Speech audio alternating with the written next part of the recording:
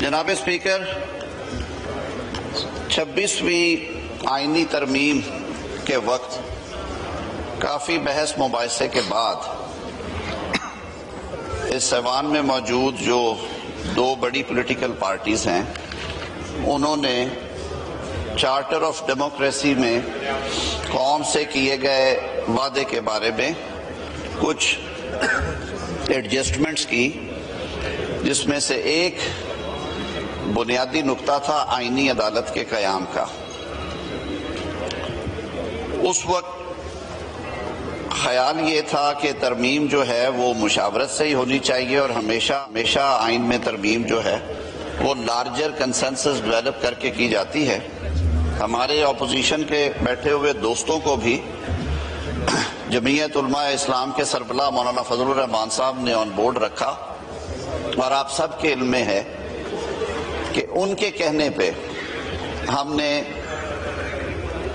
آئینی عدالت کے قیام کی بجائے آئینی بینچز کے قیام پہ اتفاق کیا، اور پھر وہ ترمیم پاس ہوئی۔ اس کے علاوہ کچھ اور ترامیم بھی تھی اسی میں، جس میں جوڈیشل کمیشن کی جو حیت تھی اسے تبدیل کیا گیا، اور جو پارلیمان کا شروع سے یہ فیصلہ تھا کہ جو ججز اپوائنٹمنٹ ہے وہ دنیا بھر میں ایک لارجر کولیجیم کرتا ہے، جس میں جوڈیشری کے لوگ بھی ہوتے ہیں، ایگزیکٹو بھی ہوتی ہے، اور لیجسلیچر بھی ہونی چاہیے۔ یہی 18ویں ترمیم کا اصل مفہوم اور مقصد تھا۔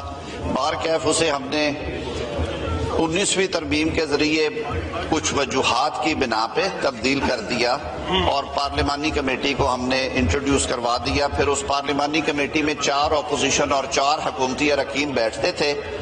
آپ نے دیکھا تاریخ میں کیا کیا ہوتا رہا۔ جب 8 کے 8 اراکین نے بھی کسی فیصلے کو مسترد یا تبدیل کیا جوڈیشل کمیشن کے، تو اس کو بھی ہوا میں اڑا دیا گیا۔ ایک سنگل جج صاحب ہائی کورٹ میں بیٹھ کے اس فیصلے کو، پارلیمان کے متفقہ فیصلے کو، وہ تبدیل کرتے رہے۔ بہرکیف یہ ترمیم پاس ہوئی۔ بینچز پہ پھر یہاں سے اعتراض آئے اور جگہوں سے آئے کہ جی آپ نے جو عدالت کے اندر ایک ایسی عدالت بنا دی ہے، یہ نظام چلتا نظر نہیں آتا۔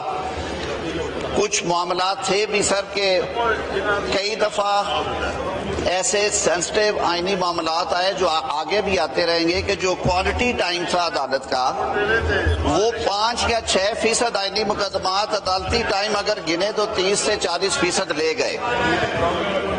دوبارہ بیٹھے سارے، اور یہ طے کیا گیا کہ جو لانگ سٹینڈنگ ایک ایشو ہے جو کہ 18ویں ترمیم میں بھی حل نہیں تھا ہو سکا، ایک انڈیپینڈنٹ آئینی عدالت کے قیام کا الگ سے، تو اس تجویز پہ ساروں کی رائے لی گئی۔ جو حلیف جماعتیں ہیں، پاکستان پیپلز پارٹی، ہمارے دیگر حلیف متحدہ قومی موومنٹ، استحکام پاکستان، بلوچستان عوامی پارٹی، ANP، پاکستان مسلم لیگ، ان سب رہنماؤں سے گاہے بگاہے انگیج کیا، اور فائنلی سر یہ کنسنسس ہوا کہ فیڈرل کانسٹیٹیوشن کورٹ جو ہے وہ قائم کر دی جائے۔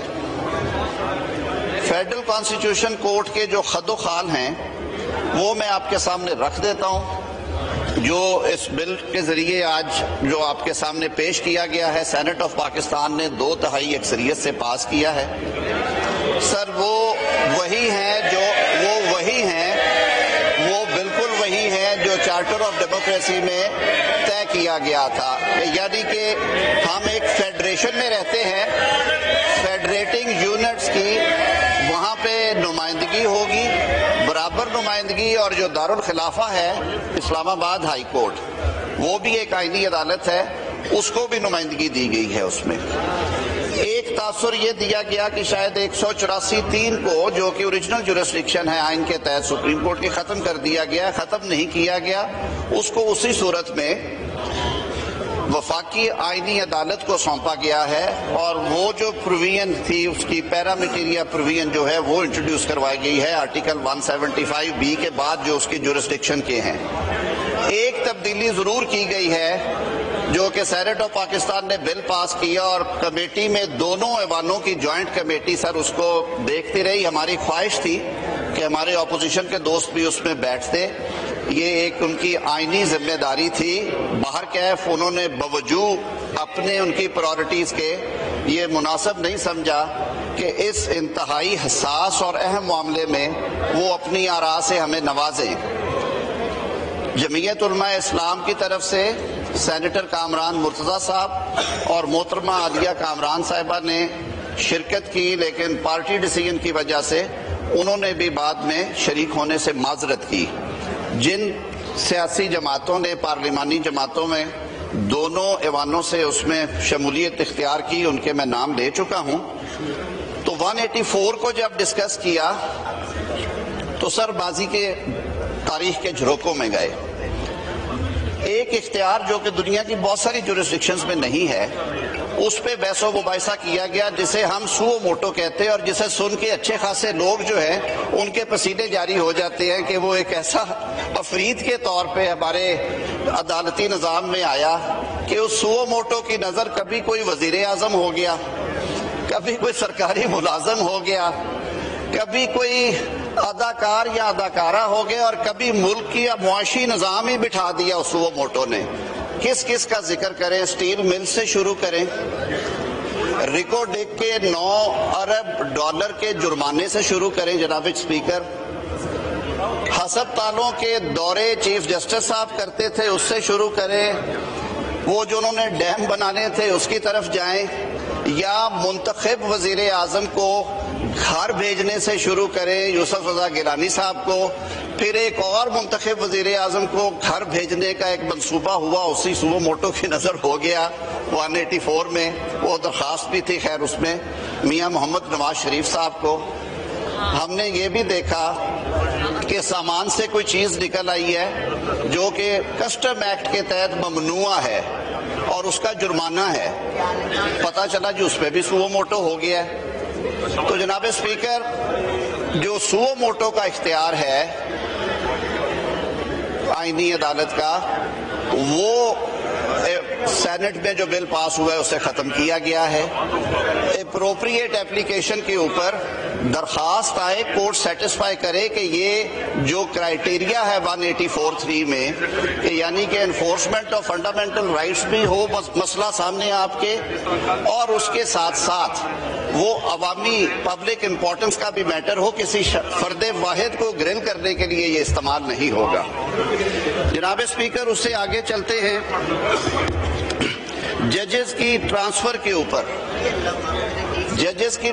کے اوپر جو تجاویز آئی ان کو بھی بغور اس کا جائزہ لیا گیا. آرٹیکل 200 کے تحت صدر مملکت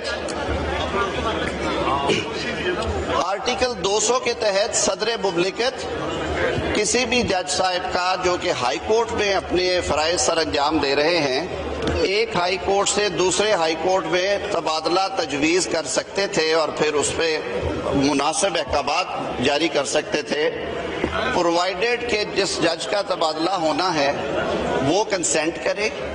جس ہائی کورٹ سے انہوں نے جانا ہے اس ہائی کورٹ کے چیف جسٹس جو ہیں وہ کنکرنس دیں. جس ہائی کورٹ میں انہوں نے پہنچنا ہے یعنی جہاں ان کا تبادلہ کیا ہے وہاں کے چیف جسٹس صاحب کنکرنس دیں. پھر چیف جسٹس پاکستان اس کی کنکرنس دے، اور اس کے بعد وزیر اعظم کی ایڈوائس پہ اس پہ عمل درآمد ہو جاتا تھا.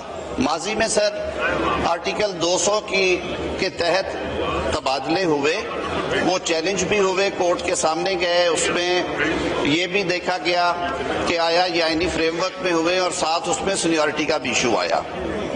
سر بحث مباحثے اور غور و خوض کے بعد یہ طے پایا کہ آرٹیکل 200 میں ترمیم کر کے جو جوڈیشل کمیشن آف پاکستان ہے جس کی سربراہی چیف جسٹس کریں گے، جس میں 5 جج صاحبان سپریم کورٹ آف پاکستان اور آئینی عدالت سے ہوں گے، جس میں پارلیمان کی اپوزیشن کے 2 اراکین ہیں، حکومتی بینچوں سے 2 اراکین ہیں، جس میں جناب اسپیکر آپ کا بھی نامنی ہے، جس میں بار کاؤنسل بھی بیٹھتی ہے، اور جس میں اٹارنی جنرل اور لا منسٹر کی بھی نمائندگی ہے.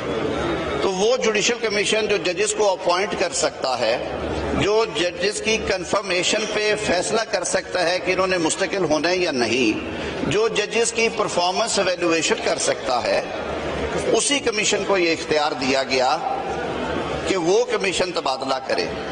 تو ایک تجویز یہ تھی کہ اس تبادلے کے بعد اگر جج صاحب انکار کرتے ہیں کہ میں نے سندھ کی بجائے بلوچستان کی بجائے لاہور میں نہیں کام کرنا، یا لاہور کی بجائے پشاور میں نہیں کرنا، تو پھر وہ ریٹائر تصور ہوں گے۔ اس پہ بحث کے بعد یہ ترمیم لائی گئی اور ہم نے اس ترمیم کو قبول کیا۔ طے یہ ہوا کہ جوڈیشل کمیشن آف پاکستان میں یہ بحث کے بعد ججز ٹرانسفر ہو سکتی ہے on such conditions as determined by the commission in that particular case، کہ انہیں 1 سال کے لیے بھیج رہے ہیں، 6 ماہ کے لیے، 2 سال کے لیے، اتنے عرصے کے لیے، یا مستقل تبادلہ ہے اگر وہ کہتے ہیں۔ وہاں پہ یہ بھی شک رکھی گئی کہ کمیشن اگر سمجھے مناسب تو ان جج صاحب کو بلا کے ان سے رائے بھی لے یا ان کا موقف بھی سنے۔ فیصلہ ہو جانے کے بعد اگر اس پہ عمل درآمد میں جج صاحب انکار کرتے ہیں تو آرٹیکل 209 کے تحت جو سپریم جوڈیشل کاؤنسل ہے، جس میں اب 7 جج صاحبان بیٹھے ہوں گے، 5 جج صاحبان اعلیٰ ترین عدالتوں سے، سپریم کورٹ آف پاکستان سے اور فیڈرل کانسٹیٹیوشنل کورٹ سے، اور 2 سینئر بورڈ چیف جسٹسز، تو پھر یہ معاملہ وہاں پہ جائے گا۔ وہ ایگزامن کریں گے کہ آیا جو جج ٹرانسفر ہوئے ہیں ان کا موقف درست ہے یا وہ درست نہیں ہے، اور اس صورت میں ان کے خلاف کارروائی ہو سکتی ہے۔ سر اسی طرح یہ معاملہ بھی تھا کہ جو دونوں عدالتیں، کیونکہ اب 2 عدالتیں ہیں ایپیکس لیول پہ، آئینی عدالت کے تقریباً وہی اختیارات ہیں جو کہ آئینی بینچز کو دیے گئے تھے، یعنی کہ آئین کے آرٹیکل 184 کے تحت جو اختیارات سپریم کورٹ کو حاصل تھے وہ ہم نے 26ویں ترمیم کے تحت دے دیے آئینی بینچز کو۔ وہ اختیار اب آئینی عدالت استعمال کرے گی۔ 186 کے کچھ اختیارات ہیں جب 2 صوبوں کے درمیان معاملہ ہے یا صدر مملکت ریفرنس بھیج دیتے ہیں کہ اس پہ رائے دیں، وہ معاملات ہیں۔ کچھ کیسز کی ٹرانسفر کے حوالے سے ہوتا ہے کہ ایک جگہ سے دوسری جگہ کئی دفعہ ضرورت ایسی پیش آتی ہے، تو وہ